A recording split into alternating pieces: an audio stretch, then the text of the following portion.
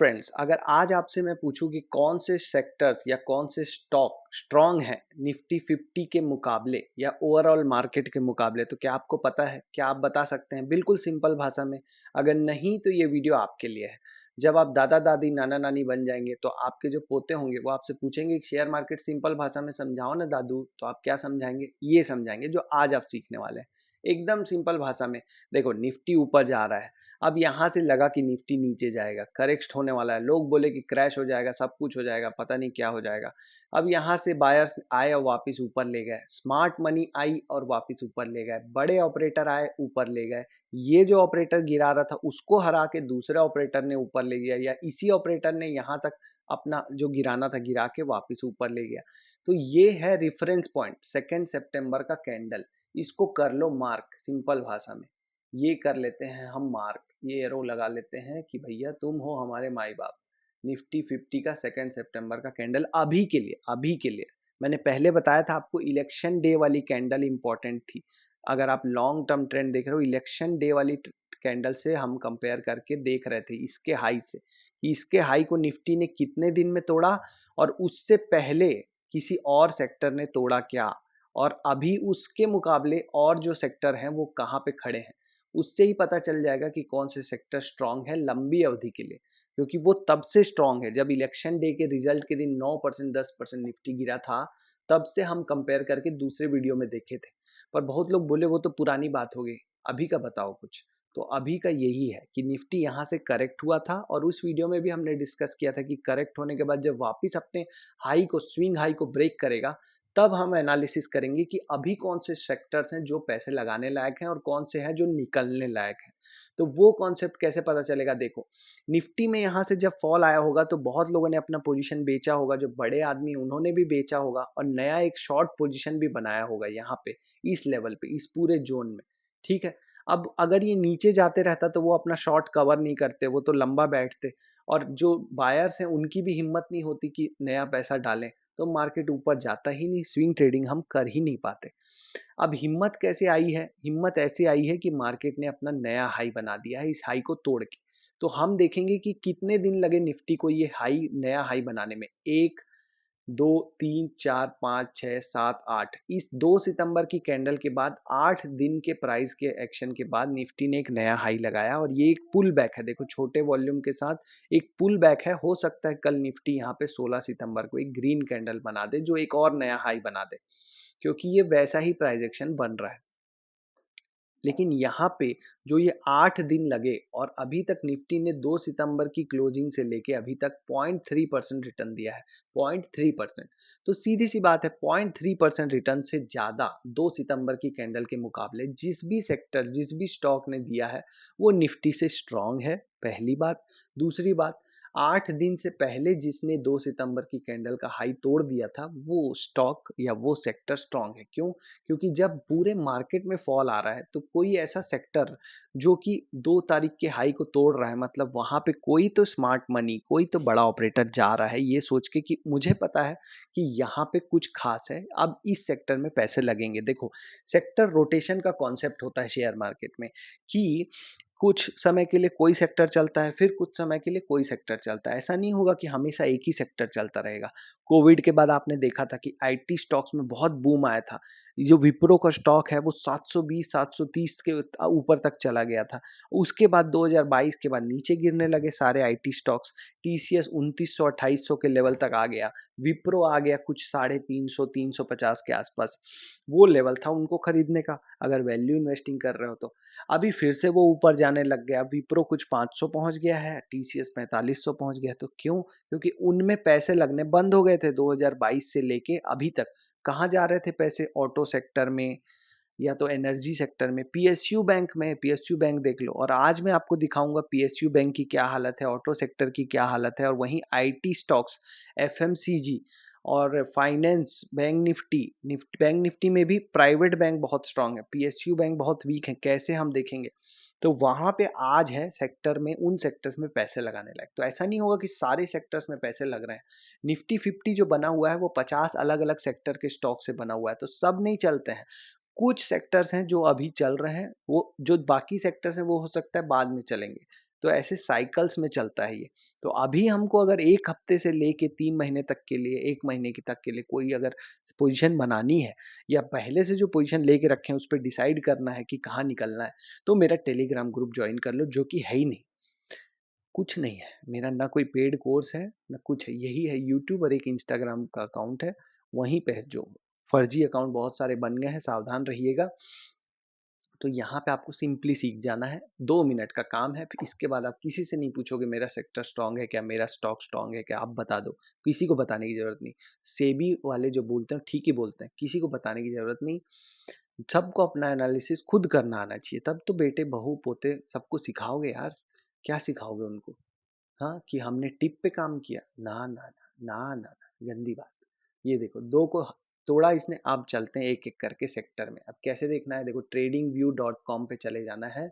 यहाँ पे ये CNX ऑटो, CNX मेटल लिखोगे तो सेक्टर का चार्ट आ जाता है, सेक्टर का चार्ट देखने के लिए। तो ये देखो ऑटो सेक्टर का चार्ट खोल लिया मैंने, देखो 2 तारीख का हाई मैंने मार्क करके रखा है, ये है 2 तारीख की कैंडल, अभी भी नीचे है ना, नीचे है मतलब वीक है। जब निफ्टी अपने 2 तारीख, जहां से 2 तारीख ही क्यों, क्योंकि 2 तारीख से स्विंग हाई बना था, वहीं से फॉल आया था, मतलब वहां से ही लगा था बड़े प्लेयर्स को कि मार्केट को नीचे ले जा सकते हैं, तो इसलिए 2 तारीख बहुत इंपॉर्टेंट है। ऐसे ही कोई भी रैंडम दिन आप नहीं ले सकते कि 3 तारीख, 5 तारीख, मेरा बर्थडे है 8 तारीख, मैं 8 तारीख लूंगा, मेरी गर्लफ्रेंड का बर्थडे है 14 तारीख में, मैं 14th लूंगा, ऐसे नहीं होता है। कुछ कुछ तर्क होना चाहिए, लॉजिक होना चाहिए।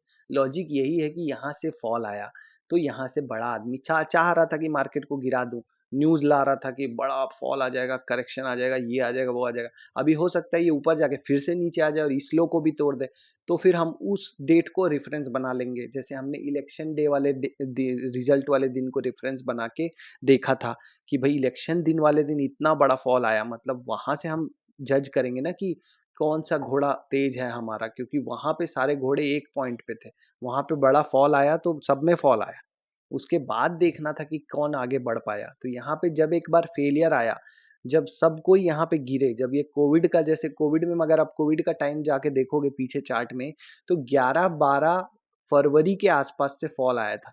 वो 11-12 फरवरी से आप सेम काम करते ना अगर ऐसे करके कि निफ्टी कब अपना हाई तोड़ रहा है और वहां से कौन से स्टॉक, या तो वहां से जब निफ्टी नीचे जाके अपना पुराना हाई तोड़ रहा होगा तो कौन से स्टॉक स्ट्रांग है, तो आपको बहुत पैसे बन जाते। वैसे ही सेम काम है, अभी निफ्टी ऑलरेडी बहुत हाई पे है, यहाँ से 2-3 हज़ार पॉइंट चला भी गया तो वो बहुत ही रिस्की है। तो जिन लोगों को ज़्यादा नॉलेज नहीं है वो लोग अभी वेट करो करेक्शन का, जिनको फिर भी लगाना है पैसे, कुछ ना कुछ करना ही है, वो लोग यहाँ पे ये वाला एनालिसिस करके यूज कर सकते हो। देखो यहाँ पे क्या है, यहाँ पे ब्रेक कर दिया और अभी निफ्टी जो है 0.3% रिटर्न दे रहा है, ऑटो सेक्टर निगेटिव में है, कितना रिटर्न दिया है यहाँ से क्लोजिंग बेसिस पे अगर आप देखोगे तो -1% के आसपास, जब निफ्टी प्लस में रिटर्न दे रहा है 2 तारीख से, और ये माइनस, और अभी तक अपना हाई ब्रेक नहीं किया, मतलब ये वीक है। मतलब जो भी पैसा आया निफ्टी 50 को ऊपर लेके जाने के लिए वो ऑटो में तो नहीं आया, ऑटो में रिटेल वालों का पैसा है, ठीक है। अब ऐसा लग रहा है, अब बाकी एनालिसिस आपको खुद करना है अपने फाइनेंशियल एडवाइजर से पूछ के, मैं यहाँ सिर्फ एजुकेशन पर्पस के लिए सिखा रहा हूँ। बात पक्की है भाई, लिख के रख लो। मेटल सेक्टर 2 तारीख का हाई हमने मार्क किया, ये बेचारा हाई तक गया कल, और वहीं से सेलिंग आ गई और नीचे आ गया ये, मतलब यहाँ पे सेलर बैठे हुए हैं, और वैसे भी ये वीक सेक्टर 2 तारीख का हाई नहीं तोड़ पा रहा है, 8 दिन तो क्या, अब 9वें दिन भी तोड़ पाएगा कि नहीं ये भी डाउट है। तो metal sector, Tata steel, SAIL, ये सारे स्टॉक्स हो गए वीक, तो देखना ही नहीं है, अगर है तो निकल के दूसरे सेक्टर्स के दूसरे स्टॉक्स में पैसे लगा देने हैं जहाँ पे ग्रोथ है, जहाँ पे यही मार्केट का फंडा है, ऐसे काम करना चाहिए, काम करना सिखा रहा हूँ आपको मैं कि ऐसे काम कर सकते हो आप। ये देखो 2 तारीख का चार्ट को, रियलिटी, रियलिटी मतलब जो कंस्ट्रक्शन घर वर बनते हैं, रोड वोड बनते हैं, ऐसी जो कंपनियां हैं वो भी वीक चल रही हैं, वहां भी पैसे नहीं आ रहे स्मार्ट मनी, क्योंकि वहां भी तो आप देख रहे हो 2 तारीख का हाई अभी तक ब्रेक नहीं हुआ है। इंफ्रास्ट्रक्चर, इंफ्रास्ट्रक्चर का भी ग्राफ नीचे है, ये भी हाई ब्रेक नहीं हुआ। आप सब सोच रहे होंगे नहीं मार्किंग क्यों है, क्योंकि अभी अभी मैंने 40 मिनट का एक वीडियो बनाया, वीडियो बना के जब मैं उसको अपलोड करने गया तो मैंने देखा कि मेरा माइक बंद था, पूरी मेहनत बेकार हो गई। अब फिर से बना रहा हूँ मैं दोबारा एक बार, तो वो फ्लो भी बहुत तेज है और ये मार्किंग वगैरह सब कुछ है। ऐसा ही होता है यूट्यूब में वीडियो बनाते समय।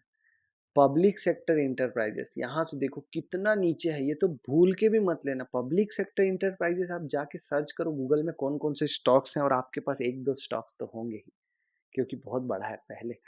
और वो सेक्टर्स के स्टॉक का हालत देखो, अभी लग रहा होगा आपको, होप में बैठे होगे आपकी, अरे यार ये बढ़ेगा बढ़ेगा बढ़ेगा, इसके पास तो इतना ऑर्डर है, इसके पास तो ये है, इसके पास तो वो है, इसके पास माँ नहीं है, क्योंकि ये तो नीचे है। तो नीचे है 2 तारीख से, इतना नीचे है, तो सिंपल सा लॉजिक है कि मार्केट से वीक है, निकल जाओ। राय है नहीं है, सिर्फ काम करने का तरीका है। एनर्जी सेक्टर फिर से देखो कितना वीक है। अब आप सोच रहे हो सभी वीक हैं तो पैसे जा कहाँ रहे, निफ्टी हाई को कैसे ब्रेक कर गया, जब ये सारे सेक्टर जब नीचे हैं तो ये हाई ब्रेक कैसे हो गया। ऐसा ही होता है, निफ्टी ऊपर चला गया मतलब इसका ये नहीं ये सारे सेक्टर। अब देखो फाइनेंस सेक्टर, देखो फाइनेंस, बजाज फाइनेंस, देखो बजाज फाइनेंस वगैरह ने क्या कमाल किया होगा कि निफ्टी अगले ही दिन हाई के ऊपर निकल गया था 2 तारीख के, जब निफ्टी गिर रहा था, निफ्टी यहाँ से गिर रहा है और फाइनेंस वाले बोल रहे हैं हमें क्या, हम तो ऊपर है। और अभी भी देखो रिटर्न देखो, निफ्टी ने कितना रिटर्न दिया था याद करके बताओ, 0.3%, और इसका रिटर्न 1%। मतलब ये निफ्टी से स्ट्रांग हुआ। मतलब फाइनेंस सेक्टर के मैं सारे स्टॉक्स को जाके देखूंगा 2 तारीख की कैंडल से जज करके कि कौन पहले ब्रेक किया, कौन अभी ज्यादा रिटर्न दे रहा है, किसका प्राइस एक्शन सबसे अच्छा है, और उनमें मैं एंट्री बनाऊंगा। ये है अभी मार्केट में काम करने का तरीका। बैंक निफ्टी देखो, सेकंड की कैंडल ये है, 2 तारीख, 2 सितंबर की, वहां पे नेक्स्ट डे तोड़ दिया था ऊपर, यहाँ अभी भी ऊपर है, और रिटर्न भी अगर 2 सितंबर से काउंट करोगे, रिलेटिव स्ट्रेंथ देखोगे तो 1% का है। मतलब ये मार्केट से 1% ज्यादा, 1% रिटर्न दिया है, मार्केट 0.3% रिटर्न दिया है, तो मार्केट से ज्यादा स्ट्रांग है। अब बैंक निफ्टी स्ट्रांग है इसका मतलब ये नहीं कि पूरे बैंक से स्ट्रांग है। आप पीएसयू बैंक का ग्राफ देखो, पीएसयू बैंक में 2 तारीख की कैंडल है, मार्केट कितना नीचे है, मतलब पीएसयू बैंक स्ट्रांग नहीं है, वहां से पैसे निकल रहे हैं, वो वीक है, वहां से निकल जाना चाहिए। SBI, Canara bank, Punjab national bank, ये सब वीक है। वीक और स्ट्रांग कैसे हैं ये हम देख रहे हैं, आपको अपना एनालिसिस करना भी है। प्राइवेट बैंक देखो, सेकेंड डे में कैंडल हाई मार दिया था 2 तारीख का, और अभी देखो कितना ऊपर है। यहाँ से नीचे से देखते हैं, नीचे से देखते हैं, लाल कैंडल के नीचे होता है क्लोजिंग प्राइस, 1% ऊपर है, मतलब ये स्ट्रांग है। आईटी सेक्टर देखो, ये भी स्ट्रांग है, ये भी अपने हाई को तोड़ दिया है, बाकी सेक्टर तो तोड़ ही नहीं पा रहे, लेकिन ये उतना भी स्ट्रांग नहीं है जितना बैंक निफ्टी और फाइनेंस वाले दिखे थे हमें। क्यों? क्योंकि ये देखो ये अभी हाई को तोड़ा है 9वें दिन, जबकि निफ्टी तो 8वें दिन ही ब्रेक कर गया था, तो अब ये थोड़ा वीक पड़ रहा है, ये बहुत दिन से स्ट्रांग है। वो इलेक्शन डे वाले कैंडल के बेसिस पे हमने देखा था तो ये स्ट्रांग था, लेकिन अभी शॉर्ट टर्म में ये बाकी सेक्टर से थोड़ा वीक लग रहा है हमें, तो एकदम तेज घोड़ा चाहिए, सबसे तेज। तो अभी तक हमें मिला है प्राइवेट बैंक और फाइनेंस सेक्टर।